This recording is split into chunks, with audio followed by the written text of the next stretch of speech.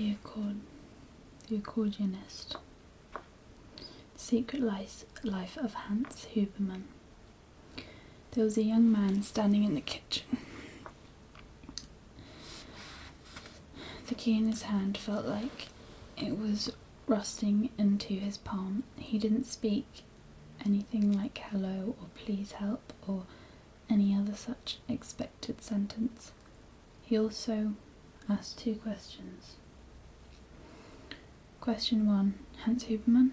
Question 2, do you still play the accordion?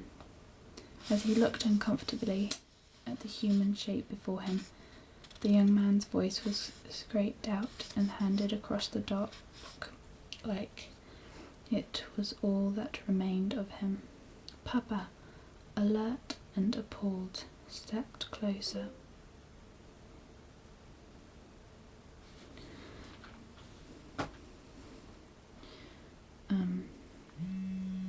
To the kitchen, he whispered, "Of course, I do." It all dated back many years, to the First World War. They're strange, those wars, full of blood and violence, but also full of stories that are equally difficult to fathom. It's true, people will matter. I don't care if you don't believe me. It was that fox who saved my life. Or they died either side of me, and I was left standing there, the only one without a bullet between my eyes. Why me? Why me and not them? Hans Huberman's story was a little like that. When I found it amongst the book thief's words, I realised that we passed each other once in a while during that period, though neither of us scheduled a meeting. Personally, I had a lot of work to do. As for Hans, I think he was doing his best to avoid me. The first time we were in the vicinity of each other, Hans was 22 years old, fighting the French. The majority of young men in the platoon were eager to fight. Hans wasn't sure. I had taken a few of them along the way, but you could say I never even came close to touching Hans Huberman. He was either too lucky, or he deserved to live, or there was a good reason for him to live. In the army, he didn't stick out at either end. He ran in the middle, climbed in the middle, and he could shoot straight enough so as not to affront his superiors, nor did he excel enough to be one of the first chosen to run straight at me. A small but noteworthy note. I've seen so many young men over the years who think they're running at other young men. They are not. They're running at me. He'd been in the fight for almost 6 months when he ended up in France, where, at face value, a strange event saved his life. Another perspective would suggest that in the nonsense of war it made perfect sense. On the whole, this time in the Great War had astonished him from the moment he entered the army. It was like a serial, day after day after day after day. The convention of bullets, breasting men, the best dirty jokes in the world, cold sweat, that malignant little friend, outstaying its welcome in the armpits and trousers. Nice. He enjoyed the card games the most, followed by the few games of chess, despite being thoroughly pathetic at it. And the music, always the music. It was a man, a year older than himself, a German Jew named Erich Vandenberg, who taught him to play the accordion. The two of them gradually became friends due to the fact that neither of them was terribly interested in fighting. They preferred cigarette rolling to rolling in snow and mud. They preferred shooting crabs to shooting bullets. A firm friendship was built on gambling, smoking and music, not to mention a shared desire for survival. The only trouble with that was that Eric Vandenberg would later be found in several pieces on a grassy hill. His eyes were open and his wedding ring was stolen. I shovelled up his soul with the rest of them and we drifted away. The horizon was the colour of milk, cold and fresh, poured out amongst the bodies. All that was really left of Eric Vandenberg was a few personal items and the finger-printed accordion. Everything but the instrument was sent home. It was considered too big, almost with self-reproach. It sat on his makeshift bed at the base camp and was given to his friend, Hans Huberman, who happened to be the only man to survive. He survived like this. He didn't go into battle that day.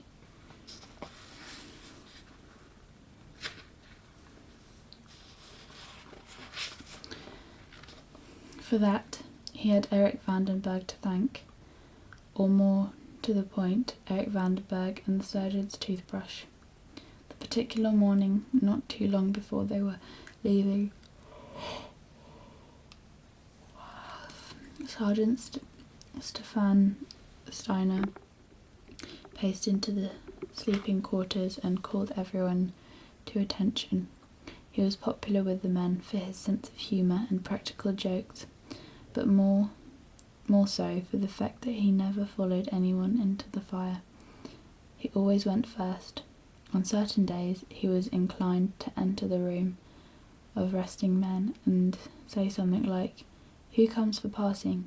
or "Who's good with their mathematics?" or, in the fateful case of Hans Huberman, "Who's got neat handwriting?" No one ever volunteered, not after the first time he did it. On that day, an eager young soldier named Philip Schlink stood proudly up and said, "Yes, sir, I come from pacing." He was promptly handed a toothbrush and told to clean the shit house. When the surgeon asked who had the best penmanship, you can surely understand why no one was keen to step forward. They thought they might be first to receive a full hygiene inspection or scrub an eccentric lieutenant's shit-trampled boots before they left. "Now come on, Steiner," toyed with them, slapped down with oil. His hair gleamed, though a piece was always upright and vigilant at the apex of his head. "At least one of your useless bastards must be able to write properly." In the distance there was gunfire. I triggered a reaction. "Look," said Steiner. "This isn't like the others. It will take all morning, maybe longer." He couldn't resist a smile. "Schlink was polishing that shithouse while the rest of you were playing cards, but this time you're going out there." Life or pride? He was clearly hoping that one of the men would have the intelligence to take life. Eric Vandenberg and Hans Huberman glanced at each other. If someone stepped forward now, the platoon would make his life a living hell for the rest of their time together. No one likes a coward. On the other hand, if someone was to be nominated, still no one stepped forward, but a voice stooped out and ambled towards the sergeant. It sat at his feet, waiting for a good kicking. It said, "Huberman, sir." The voice belonged to Eric Vandenberg. He obviously thought that today wasn't the appropriate time for his friend to die. The sergeant paced up and down the passage of soldiers. "Who said that?" He was a superb pacer, Stefan Steiner. A small man spoke, moved, and acted in a hurry as he strode up and down the two lines. Hans looked on, waiting for the news. Perhaps one of the nurses was sick, and they needed someone to strip and replace hand bandages on the infected limbs of injured soldiers. Perhaps 1,000 envelopes were to be licked and sealed and sent home with death notices in them. At that moment the voice was put forward again, moving a few others to make themselves heard. Huberman, they echoed. Eric even said, "Immaculate handwriting, sir, immaculate." It's settled then. There was a circular, small-mouthed grin. "Huberman, you're in." The gangly young soldier made his way forward and asked what his duty would be. The sergeant said, "The captain needs a few dozen letters written for him. He's got terrible rheumatism in his fingers, or arthritis. You'll be writing them for him." Especially when Schlink was sent to clean the toilets, and the other one, Pfleger, nearly killed himself licking envelopes. His tongue was infected. His tongue was infectious, blue. "Yes, sir," Hans nodded, and that was the end of it. His writing ability was dubious, to say the least, but he considered himself lucky. He wrote the letters as best he could, while the rest of the men went into battle. None of them came back. That was the first time Hans Huberman escaped me, the Great War. A second escape was still to come in 1943, in Essen.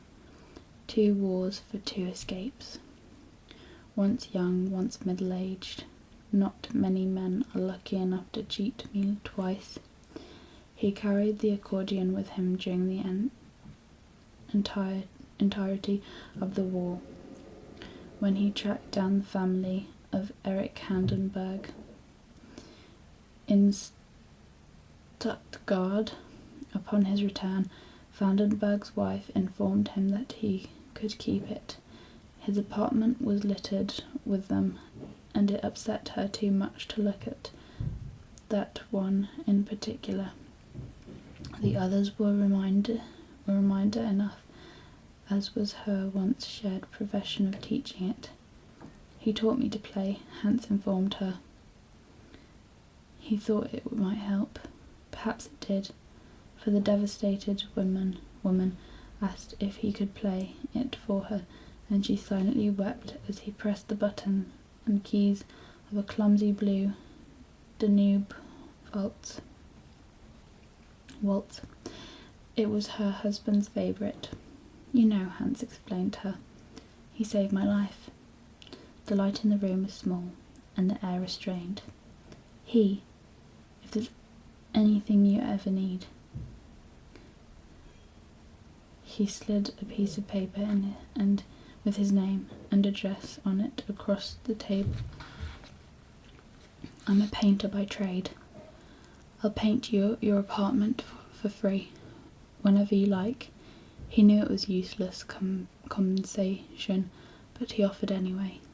The woman took the paper, and not long after, a small child wandered in and sat on her lap. "This is Max," the woman said, but the boy was too young and shy to say anything. He was skinny with soft hair, and his thick, murky eyes watched as the stranger played one more song in the heavy room. From face to face he looked on as the man played, and the woman wept.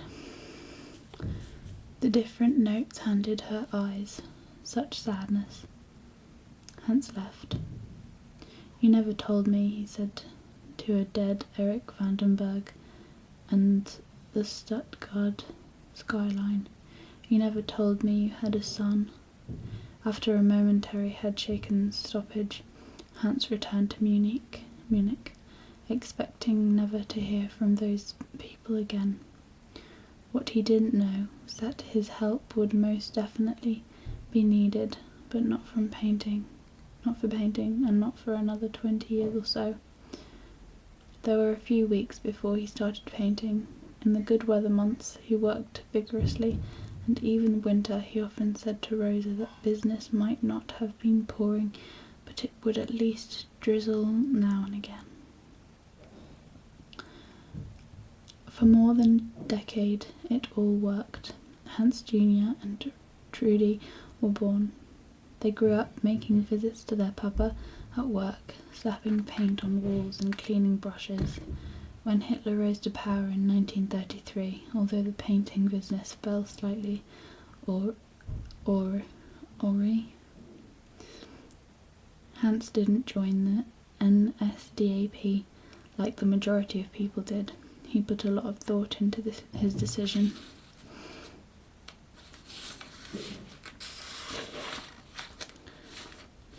The thought process of Hans Huberman.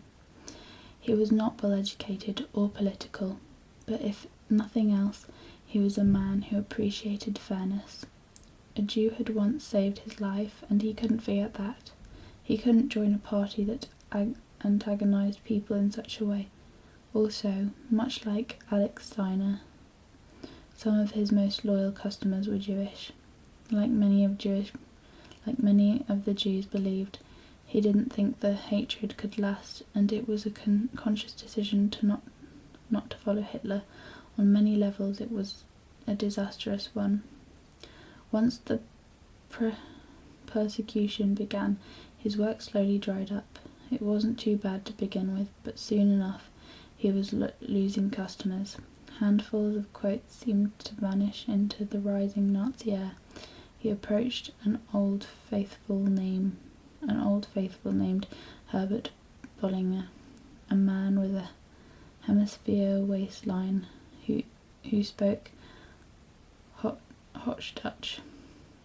He was from Hamburg. When he saw him on Munich Street, at first the man looked down past his girth to the ground, but when his eyes returned to the painter, the question clearly made him uncomfortable. There was no reason for Hans to ask, but he did. "What's going on, Herbert? I'm losing customers quicker than I can count." Bollinger didn't flinch any more. Standing upright, he delivered the fact as the question of his own. "Well, Hans, are you a member?" "Of what?" But Hans Huberman knew exactly what the man was talking about. "Come on, Hansie," Bollinger persisted. "Don't make me spell it out." The tall painter waved him away and walked on. As the years passed by, the Jews were being terrorized at random throughout the country, and in the spring of 1937, almost to his shame, Hans Huberman finally submitted. He made some inquiries and applied to join the party.